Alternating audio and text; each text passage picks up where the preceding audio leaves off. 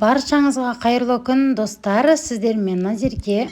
Бүгін сіздерге оқтаудың қажеті жоқ, өте оңай жолмен дайындалатын медовийдің корждарын жасайтын боламыз. Міндетті түрде видеоның соңына дейін қараңыздар.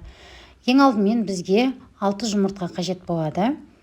Және оның үстіне жарты кесе қантымызды саламыз. Егер сіздер қантын көп қып қаласаңыздар, 1 кесе қосуға болады, бірақ ол кезде медті аз қосу керек. Осылай қантты 2 бөліп, біздің массамыз аппақ болып ағарғанша миксерлейтін боламыз. Мінекей осындай болып ағару керек, сонда біздің тестамыз өте көп биік болып көтеріледі. Келесі кезекте бізде отқа төзімді ыдысымызда 5-6 қасық бал және сары майымызды толықтай ертіп аламыз да, барлығы толық еріп болғаннан кейін ғана біз ас содамызды қосамыз. Жарты ас қасық сода. Жақсылап тұрып араластырамыз. Осы кезде 2 масса реакцияға түседі, көпіршиді.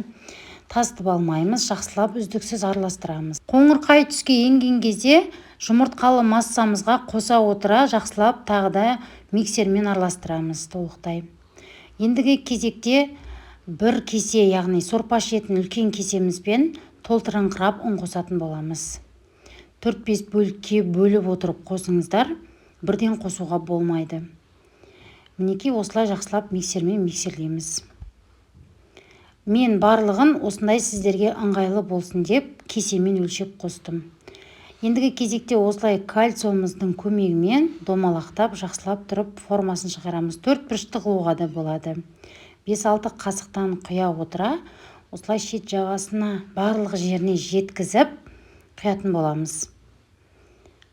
Барлығын толықтай жағып, барлығына жеткізіп, асықпай пешке, қызып тұрған пешке 4-5 минутта толықтай пісіп шығады. Қараңыздар, өте жұмсақ, мүлде сынбайды, ауызға салса ереді. Жайына корждың өзін балапандарыңызға берсеңіздер, осы күйі жеп қояды. Міндетті түрде жасап көріңіздер. Егер видео ұнаса, каналға тіркеліп, қолдап қойыңыздар. Келесі кездескенше сау болыңыздар.